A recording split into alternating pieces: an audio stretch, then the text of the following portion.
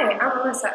And I'm Megan, and today we're going to talk about the Odyssey. The Odyssey is a continuation of the epic The Iliad, which was about the Trojan War, and the Odyssey is a story of Odysseus and his homeward journey after the war ends.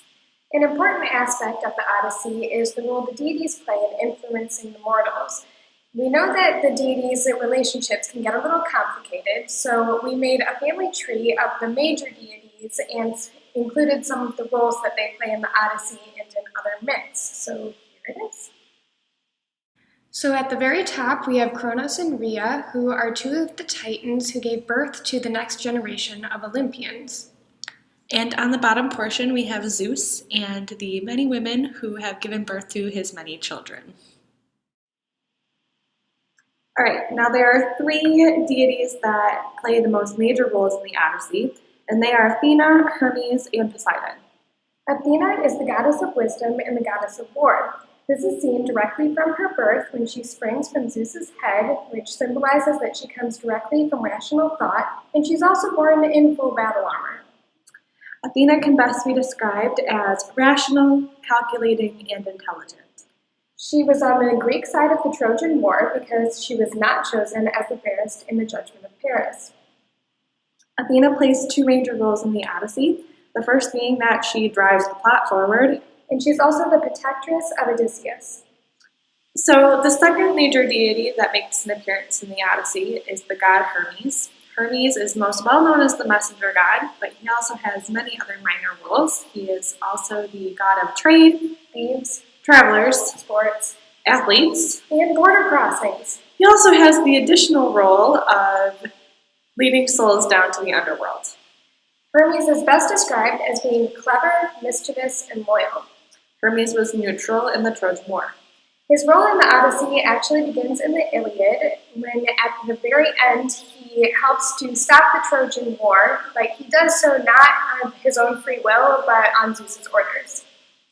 He also serves as the protector of Odysseus in the Odyssey, and on Zeus's orders he drives Odysseus forward through his quest. Finally, we have Poseidon, who is the god of the seas and rivers and the god of storms. Poseidon can best be characterized as the brother who didn't get what he wanted, and he basically just has two moods, kind of like the weather. He is either violent and stormy and mean, or he is calm and kind, or just complacent. He was on the Greek side of the Trojan War because of a big problem that he had with the Trojan king Laomedon.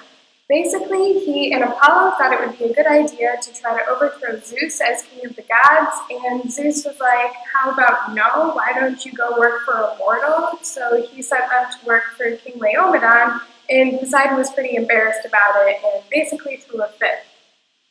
Yeah, so in the Odyssey, Poseidon does originally start on the side of the Greeks. Until Odysseus messes up.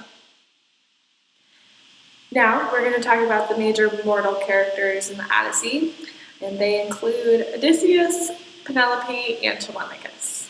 Odysseus is the hero of the epic, and he is best known in pop culture for his retelling of his many adventures before he reaches Ithaca, his home. His greatest goal in the Odyssey is to return home to his family in Ithaca and to establish order in his city. Odysseus is best described with the word polytropos. Polytropos means many turns, but it's a good description for Odysseus because he's able to think in many ways, able to improvise, and throughout his story he's a wanderer.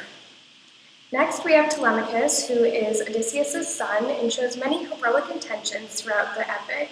He is a good example of the coming-of-age theme in the Odyssey because he's trying to emulate his father's heroic deeds throughout the epic.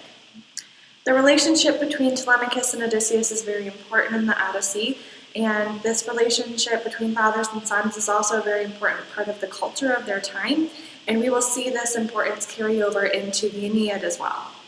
Finally, we have Penelope, who is Odysseus' wife, and she is best known for being extremely loyal to Odysseus throughout the epic, even when he's not at home.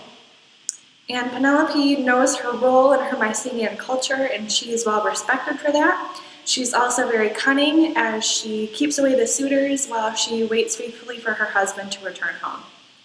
And there's the epic. It's a lesson learned. Athena's probably a better ally than Poseidon.